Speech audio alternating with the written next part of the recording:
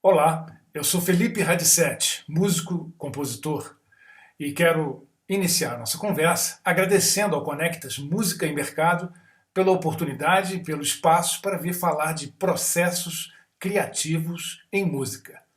O assunto me interessa muito e compor é o meu ofício. Eu vou ter que me apresentar, principalmente porque eu não sou celebridade nem no quarto andar do meu prédio. E também para contextualizar as reflexões que eu quero compartilhar com vocês. Eu sou um músico organista egresso de duas tradições: a do órgão de tubos nas igrejas, da música de concerto, e do órgão da música popular, a tradição brasileira de órgão dos anos 1960, e que eu abracei já tardiamente, a partir de 77, entusiasmado com o som do órgão Hammond que eu ouvia no rock progressivo. Bom, de lá um pulo para a música de concerto e eu me formei bacharel em órgão em 1983 pela Escola de Música da UFRJ. Eu comecei meus ensaios como compositor bissexto a partir de 1980, 81 e só me tornei compositor profissional a partir de 1987. Então, houve diferentes estágios na minha atividade na música. A minha formação foi um pouco heterodoxa, tardia e bastante desigual. Embora a composição fosse algo que eu guardasse em alta conta, né, desde o início, foi mais a necessidade de ganhar dinheiro com música e de forma urgente o que impôs a necessidade de ser criativo em música.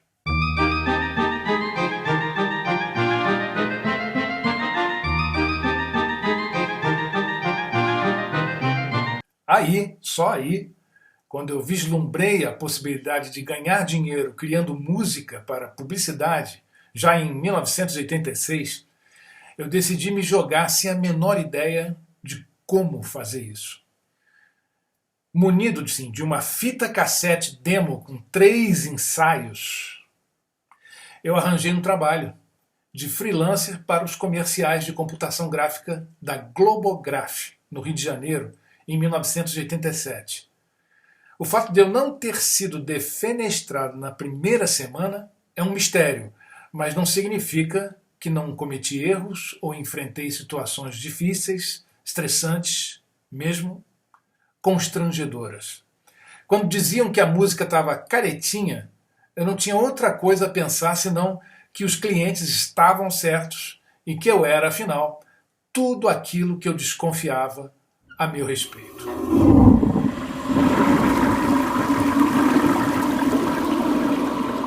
Em 1993, eu passei a trabalhar como maestro no estúdio Nova Onda, fazendo publicidade, e lá fiquei até 2015. Em 95 eu comecei a criar música para teatro e em 96 eu fiz a minha primeira trilha sonora para cinema. De lá para cá foram 15 filmes, entre longas e curtas, 12 peças de teatro, foram vários títulos de CDs publicados, 7 deles estão em catálogo e 9 de trilhas sonoras estão fora de catálogo. Mas eu compus também música de concerto, música sinfônica e por aí vai. Bom, a questão é que eu tenho vivido de composição, tenho vivido da criação. E como é que isso acabou acontecendo?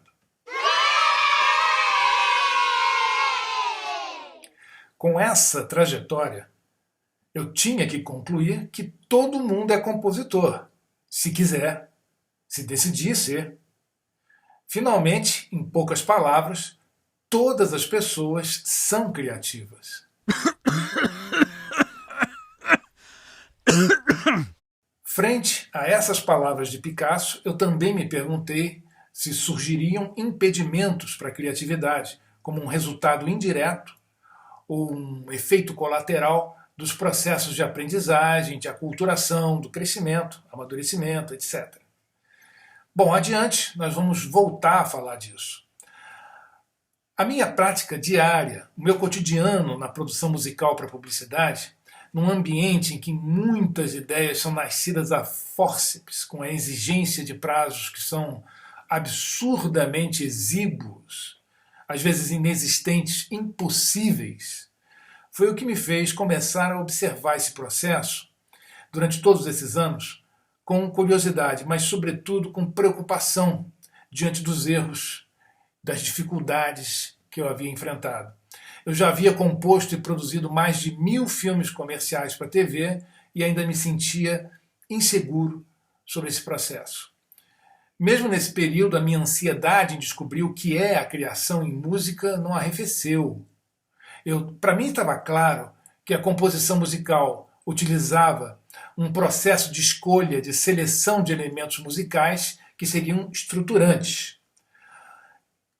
Um termo que agora nós vamos passar a chamar de estratégias composicionais. Mas também percebia como a composição era modulada e dirigida por elementos extramusicais também.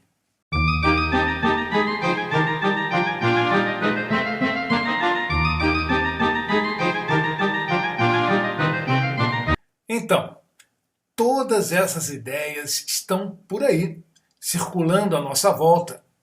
A coisa é um produto, é o resultado da vida musical em sociedade. Que coisa? Coisas, as sonoridades, as melodias, fragmentos de melodias que são incorporadas às nossas memórias de longo prazo, que vão constituir matrizes, as peças do jogo, os tijolos, os blocos de brincar. O que eu chamo brincar é uma prática, usando um repertório de práticas musicais que vamos conscientemente ou não acessar, fazer uso em múltiplas reconfigurações, rearranjos, montando, desmontando e remontando. Então, compor é um jogo que seduz, que promete realização, prazer. É o domínio da imaginação. É imaginar, construir imagens sonoras na cabeça. Ouvimos interiormente, antecipadamente.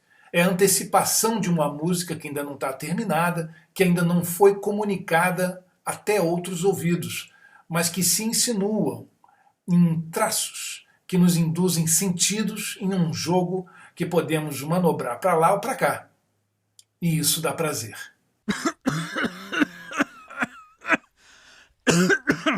Compor música é jogar com peças em um jogo de montar. Encaixamos notas uma a uma, isoladas ou em grupos pré-determinados, que acessamos da memória de longo prazo. A cada peça ou grupos de peças separados para integrar essa nova montagem, usamos, no ato da escolha, diversas categorias de julgamento para validar ou não a peça colocada em cada lugar.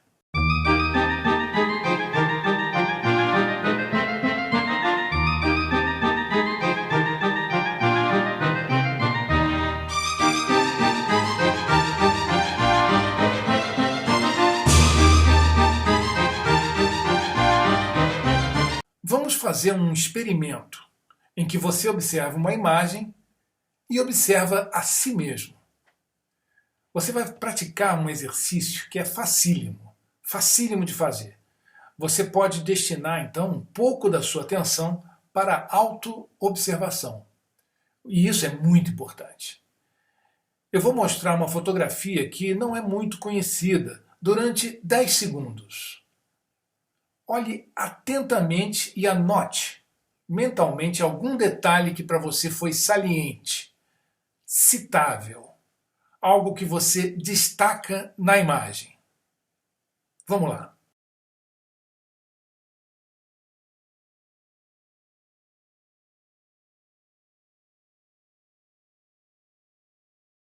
E aí? Deu tempo de perceber?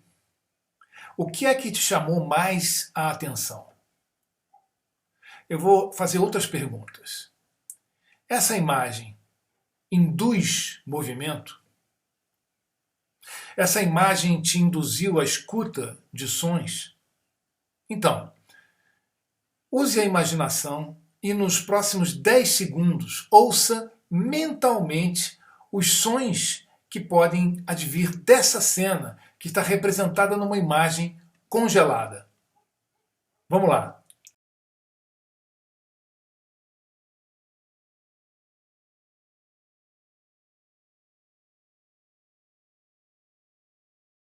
E agora? Você escutou mentalmente os sons que você ouviria se fosse um filme, por exemplo? Então vamos anotar mentalmente a experiência. Então eu vou correr o risco, eu vou dizer que isso é composição. Nós usamos sons que nos foram induzidos por uma imagem, mas isso ocorre na música. O processo mental é esse. O processo mental é esse que você acabou de experimentar. O que ocorre é uma projeção do indivíduo em um processo que é dialógico. E por que nós estamos falando de dialógico, de diálogo?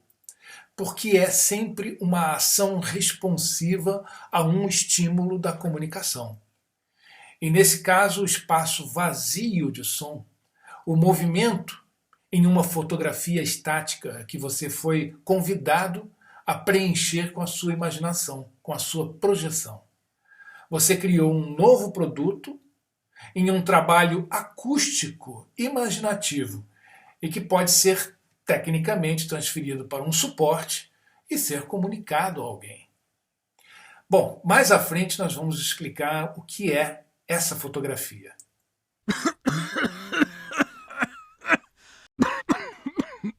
Como todo jogo, há regras. E de onde surgem essas regras? Essas regras surgem para adequar um determinado produto à sua destinação, à sua função. São regras que são atribuições. Alguém atribui, ou um grupo social atribui e valida práticas, sonoridades e as estratégias composicionais que com o uso vão se estabilizando, vão se consolidando como práticas sociais e por essa razão são reconhecidas para fazer a mediação dessas sociabilidades. Essa estabilização das práticas musicais é o que vai dar origem aos chamados gêneros de música. Em música, isso é importante, familiaridade é comunicação imediata. É aquela que dispensa uma mediação outra. Um exemplo simples disso é, por exemplo, o samba. Dita a palavra samba, que ideias surgem na sua mente? Carnaval, festa, povo, dança, alegria, instrumentos de percussão, violão, poesia popular e por aí vai. Muitas ideias surgem na nossa mente. Muitas ideias são induzidas a partir do nosso conhecimento, da nossa familiaridade com o samba.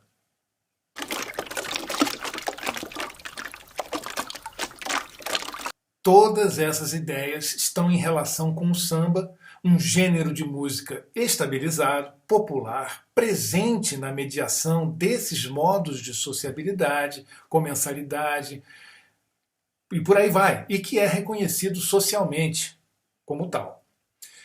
É pela familiaridade, é por essas formas de uso, esses modos de uso, que a música é capaz de induzir aos ouvintes os sentidos extramusicais que são indissociáveis da comunicação pela música.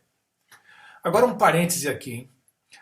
Ao falar de indução de sentidos, como etnicidade, tempo, localização geográfica, comicidade, tensão, expectativa, romance, nós estamos falando aqui, nós estamos nos referindo ao conceito de Bakhtin dos discursos estabilizados, como os cumprimentos, por exemplo. Ricardo Petrarca, no livro Música e Alteridade, trabalha muito bem esses conceitos associados à música. A publicidade, uma forma de comunicação que precisa estrategicamente comunicar a um determinado segmento de público de uma forma muito rápida, imediata, utiliza os gêneros musicais estabilizados e atualizados de forma muito mais crítica do que numa manifestação artística, por exemplo. E os compositores que não tiveram estudo, por exemplo. A chamada formação acadêmica. E ainda assim eles são capazes de compor tão bem os produtos musicais que eles se propõem a criar. Eles sabem também muita música. Eles também foram formados e muito bem formados pela vivência e informação musical que foi recebida em casa ou nas ruas. Isso por um lado. Por outro também foram formados pelo vínculo que estabeleceram com o que ouviram, com o que receberam. É pela qualidade do investimento pessoal deles em uma escuta qualificada, que é também analítica, né? Instrumentada pelos seus valores, pelas estéticas adotadas ou familiares, pelos sentidos extramusicais, pelos valores. Isso não é uma formação acadêmica, é uma outra formação, que também é completa e erudita dos conhecimentos que são necessários e que são pertinentes para as práticas. Pois é, vamos avançar nisso. Para escrever música, o seu vínculo e o seu investimento pessoal, a sua escuta e a sua imaginação devem estar povoados de imagens sonoras compatíveis com os resultados que você pretende. Então isso está valendo tanto para o compositor de formação acadêmica ou não. Esses materiais são escolhidos, selecionados e manipulados com o objetivo de produzir sentidos, ou seja, comunicar objetivamente e subjetivamente. Em outras palavras, dialogar com o outro. Então a pergunta é: para quem você está escrevendo música? Para que você está escrevendo música? Bom, cada um no seu quadrado, né?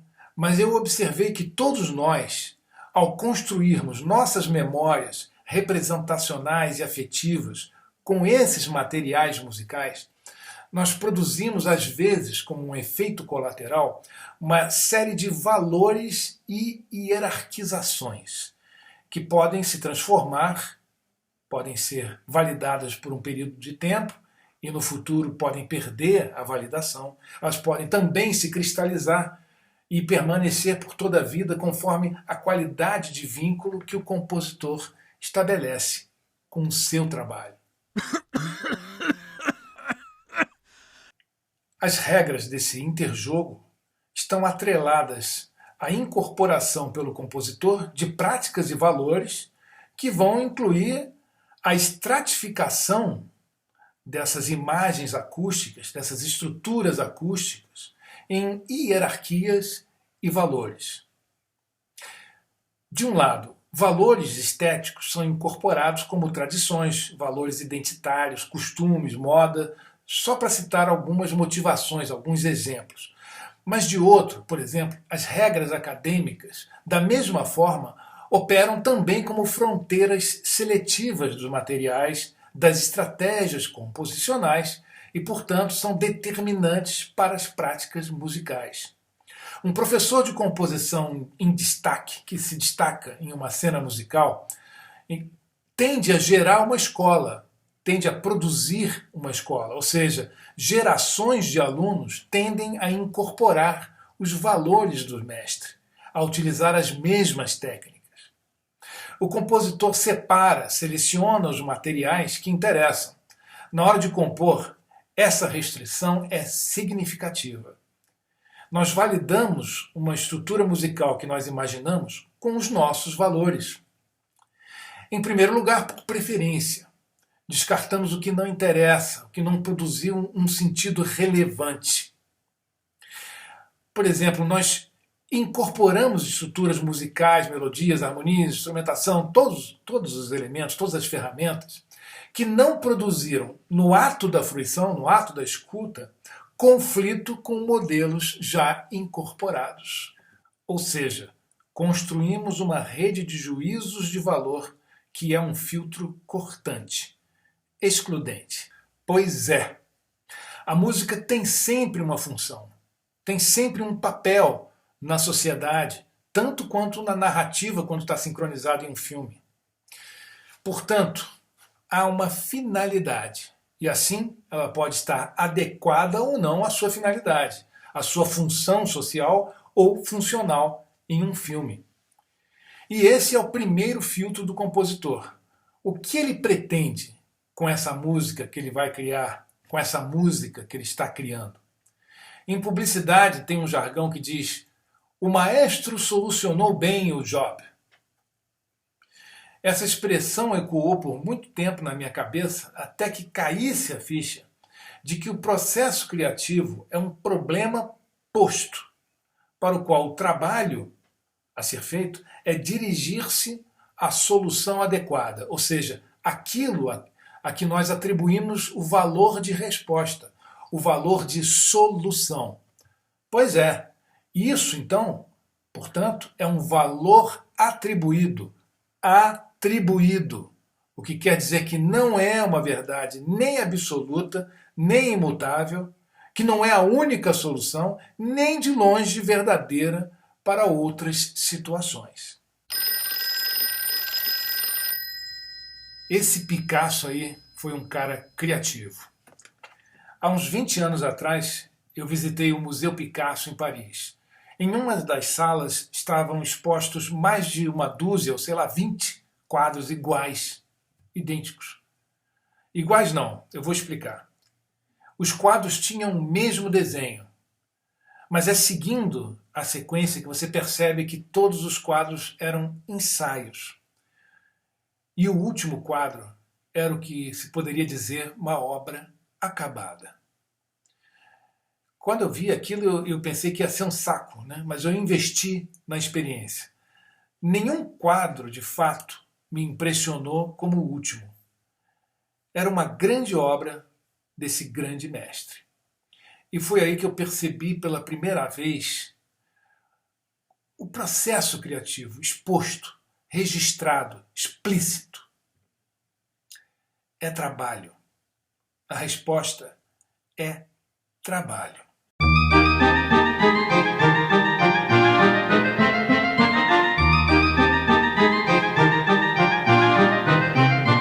Vamos falar um pouquinho sobre Charles Watson.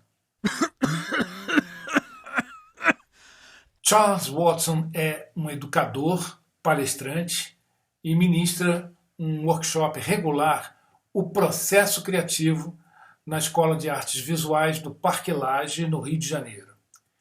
Ele é um dos maiores especialistas em processos criativos e em um depoimento para a Philos TV, ele afirmou, abre aspas, uma coisa que eu acho nociva na ideia popular de criatividade é se eu fico inspirado aí eu crio. Isso cria um pique de energia, mas daqui a pouco eu não estou tão inspirado, daí baixa a energia. Isso não vai dar frutos criativos ao longo de uma vida. O que transforma os piques em um platô é a disciplina. É ainda Charles Watson que afirma que, abre aspas, quando o gráfico de energia está em baixo, eu não percebo as coisas significantes. Fecha aspas. E esse é, para mim, um dado muito importante. É a ponta aparente de um iceberg que nos permite inferir algumas coisas. 1. Há ali um corpo imerso, que não está aparente, que é o extraplano, que é o invisível. 2. O que nós chamamos de ato criativo ocorre no vínculo, nas relações que estabelecemos entre as informações que percebemos como salientes ou percebidas como significantes. Mas o que são coisas significantes? Você se lembra daquela foto que mostramos?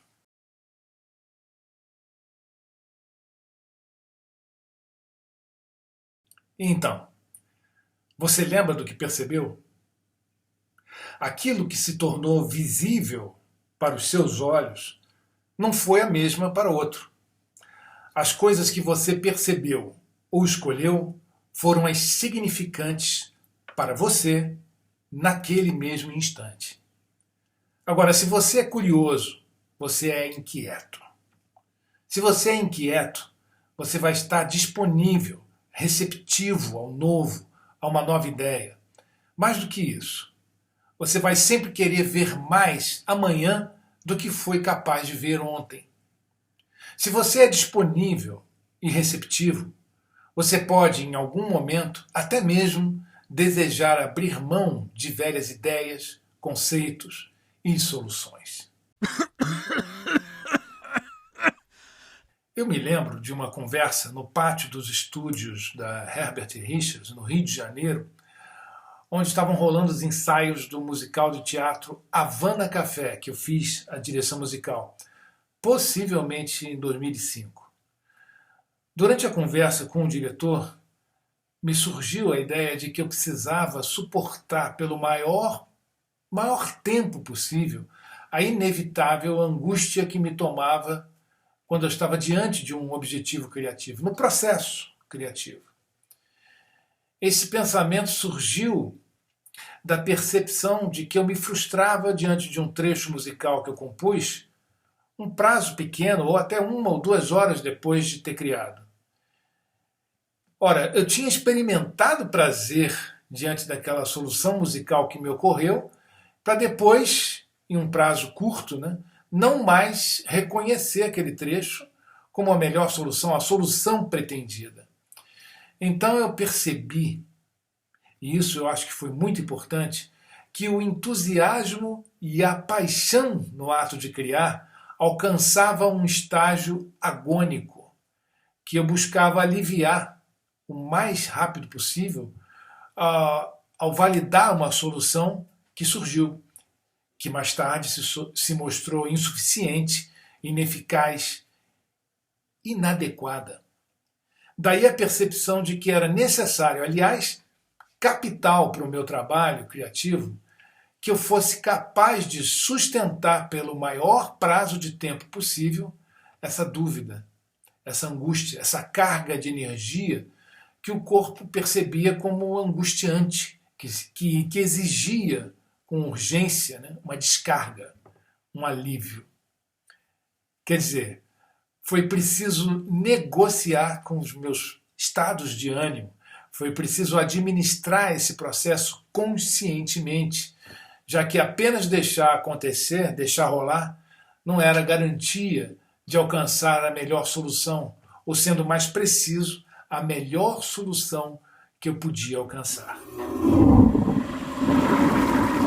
Outro importante aprendizado que eu quero compartilhar foi a descoberta de que a qualidade final do meu trabalho criativo estava diretamente relacionado à qualidade da preparação.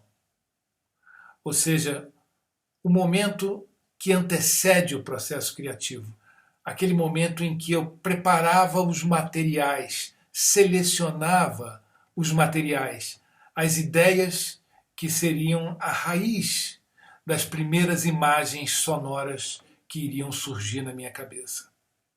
A preparação, a qualidade dessa preparação, o tempo e o investimento que eu podia dar para essa etapa de trabalho determinava a qualidade do trabalho final. Nesse breve encontro, o assunto da criação musical, os processos criativos, foi só arranhado nessa nossa conversa. E foi conversa sim, vocês responderam, ainda que mentalmente. Eu ainda não conheço, ainda não domino as ideias relacionadas ao processo criativo em música. Mas aqui eu quis compartilhar a minha alegria de criar, um pouco do que eu já li sobre isso e tentei dar o meu mais honesto depoimento sobre a minha experiência como compositor profissional. Eu fui me construindo através desses quase 40 anos, como todo mundo se constrói, se quiser. Até breve.